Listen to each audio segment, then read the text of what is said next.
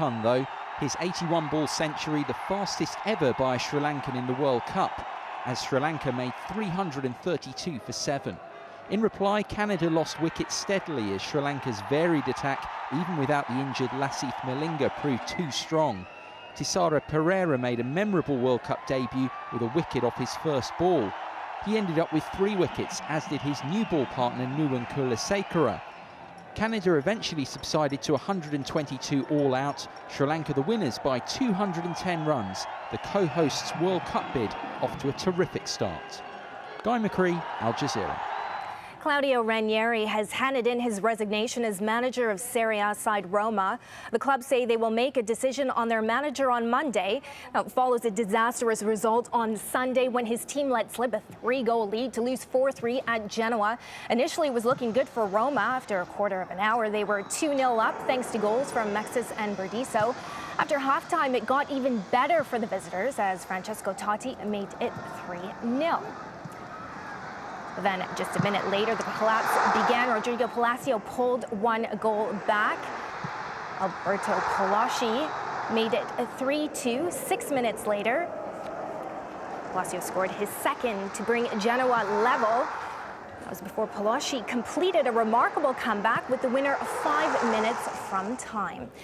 After the game, Ranieri told the players he would quit. It's prompted speculation that under pressure, Chelsea boss Carlo Ancelotti could replace him.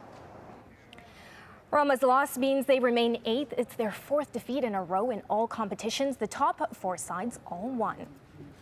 In Spain, leaders Barcelona have re-established their 5-point advantage over Real Madrid after a hard-fought win against Athletic Bilbao on Sunday.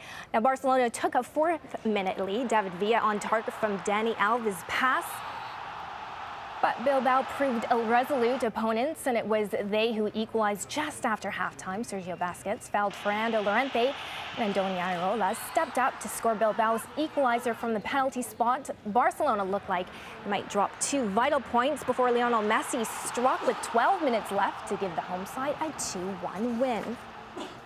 So Barcelona maintained their 5-point lead at the top. In fact, the top 6 remain unchanged. Sevilla and Atletico are the only teams in the top 10 to improve their positions following their wins over the weekend.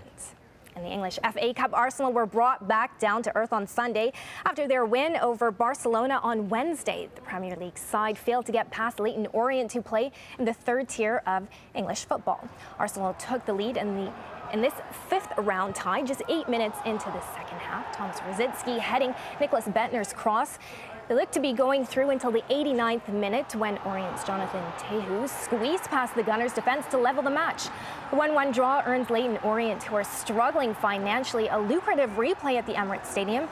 The winner will play Man United in the quarterfinals.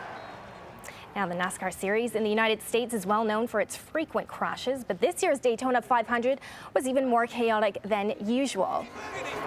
Let's go racing, boys! The event is known as the Great American Race, and it's one of the most prestigious on the NASCAR calendar.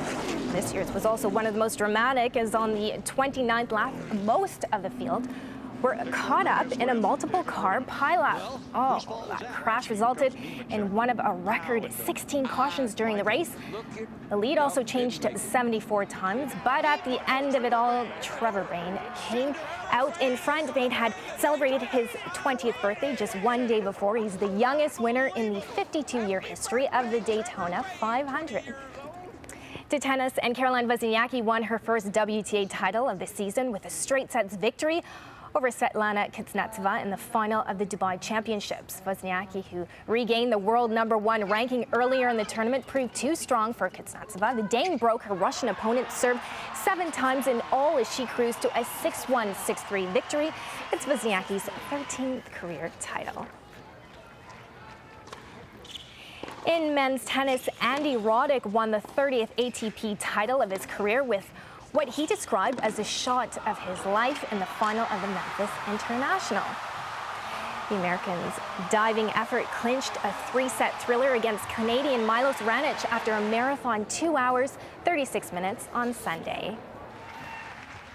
And that's it for Sport for this hour. Back to you, Sammy. Thanks so much, Farah. Well, stay with us here in AlJazeera. We'll have much more on that crisis developing in Libya coming up, including new video from eyewitnesses in Tripoli showing banks being looted, police stations on fire, and the capital in a state of mayhem.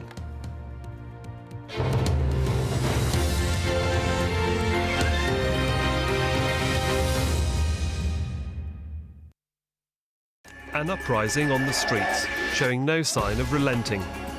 Protesters united in their defiance of the regime. As demonstrations continued for a third week, President Mubarak remained unmoved. But how much longer could he ignore the demands of his people and hold on to power? In a day-by-day account, we look at the events that changed Egypt, from those that witnessed them firsthand. Fall of Mubarak, at this time on Al Jazeera. East Timor's government has declared it's time for foreign forces to leave the country. But with a frail infrastructure, is this nation prepared to face a future without international support? 101 East, at this time on Al Jazeera.